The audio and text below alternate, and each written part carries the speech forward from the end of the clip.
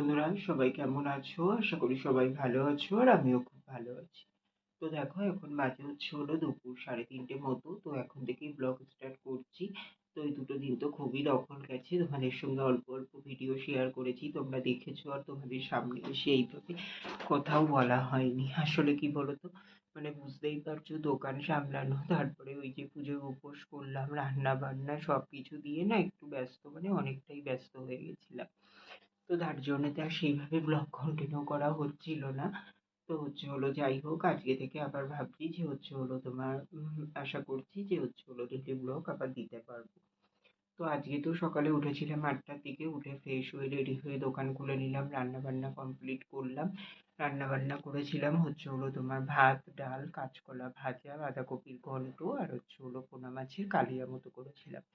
তো রান্নাবান্না কমপ্লিট হয়ে গেছে তখন ওই 10:30 মতো বাজে। তারপরে 11টার দিকে খাওয়া দাওয়া করেছিলাম।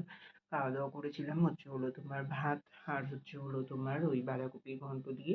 তারপরে দোকান কন্টিনিউ করে 1:30টার দিকে দোকান বন্ধ করে গেলাম বাজারে। বাজারে দোকানের মাল নিয়ে এসে বাড়িতে আসলাম তখন বাজে তোমার ওই কটা বাজে, 3টে মতো বাজে মনে হয়, খুব সম্ভব। যাই হোক, তারপরে এসে চান করলাম, চান করে ঠাকুরের পুজো দিলাম, পুজো দিয়ে তারপরে খাওয়া দাওয়া করতে গেলাম দুপুরে। তো খাওয়া দাওয়া করলাম ভাত, বাঁধাকপির ঘন্ট, আর মাছের কালিয়া। তো খাওয়া দাওয়া করেই যে ওপরে আসলাম, ভাবলাম যে ব্লগটা স্টার্ট করা হয়নি, তাহলে ব্লগটা স্টার্ট করে দিই। আর আজকে তো আমাদের এখানে ওই কালী পুজো উপলক্ষে যাত্রা আছে, তো যাত্রা হবে। তো আমাদের এই কাকা টাকা করছে, আরো পাড়ার সব বয়স্ক কাকুরা দাদারা সবাই মিলে করছে। তো তোমার সেটা রাত্রিরে হবে। এই যে সারা পাড়ায় সব অ্যানাউন্সমেন্টও করে দিল, সবকিছু অ্যারেঞ্জ করা হচ্ছে মাঠে। স্টেজ টেজ টেজ বানানো হচ্ছে।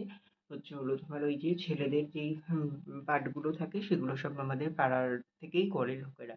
আর তোমার যে মেয়ে ছেলে যেই পার্টগুলো লাগে সেইগুলোর জন্যই ওই যে যাত্রা করে যারা, সেই নায়িকাগুলোকে ভাড়া করে আনা হয়। তো সেগুলো নিয়ে করা হয়েছে, ওরা তো সন্ধ্যের দিকে আসবে। তো তারপরে ওই 9টার দিক থেকে যাত্রা শুরু হয়।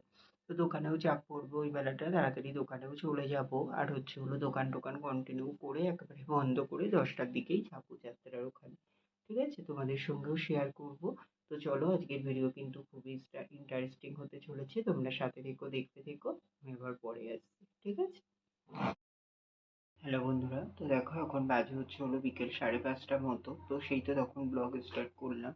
তো তারপরে তো ওই যে পুজো দিয়ে এই খাওয়া দাওয়া করেছিলাম, এই খাওয়া দাওয়া করেই তো ব্লগ স্টার্ট করলাম মনে হয় দুপুরে, হ্যাঁ তখনই করেছিলাম। তো তারপরে তো একটু রেস্ট নিলাম, নিয়ে তোমার এই যে এখন দোকানে যাচ্ছি, উঠলাম, আর বলো না, শরীরটা না একদম পুরো উইক হয়ে গেছে। তো তোমার ওই ঘুমটা তো সেই ধরো পরশুদিনকে রাত জাগা, কালকে তো শুতে পারিনি। সেই তোমার দুপুরে একটুখানি শুয়েছিলাম, ওই শুয়েছিলাম 2 ঘন্টা মতো টাইম পেয়েছিলাম শোয়ার, কিন্তু কি করব, ঘুম হয়নি একটু, জানো তো।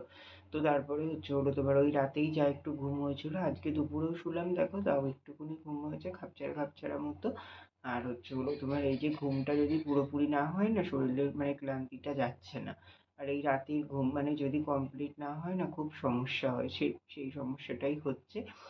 শরীরটা খুবই উইক লাগছে। তো চলো বন্ধুরা, কি আর করবো, দোকানেও যেতে হবে, বেলা হয়ে গেছে অনেকটাই। তো চলো দোকানে যাওয়া যাক, আবার পরে দেখা করছি তোমাদের সঙ্গে তাহলে, ঠিক আছে? আপনি কার কথা বলছেন বাবা? কেন কেন তোমার শাস্তি কেন কি করেছেন? সারাটা দিন ওই মহিলা শুধু আমার পিছনে ঘুর ঘুর ঘুর ঘুর। আমি কখন কি খাচ্ছি, কোথায় যাচ্ছি না যাচ্ছি সব হয়ে গেছে। বাবা আমি হ্যাঁ হ্যাঁ তুমি কেন কি করছো? তুমি বলছো না, না তুমি বলছো, তুমি বলছো, তুমি বলছো, তুমি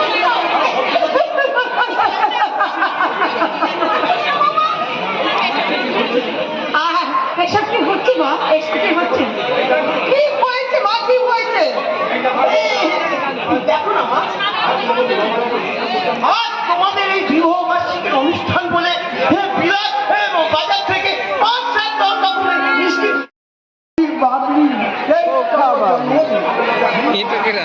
আপনারা ওকে আশীর্বাদ করো, ওর জীবন জীবনে প্রতিটি মুহূর্ত যেন ভুলে যায়, আনন্দে ভরে থাকে। আপনাদের সামনে পার্টি শুরু করছে প্লিজ বা প্লিজ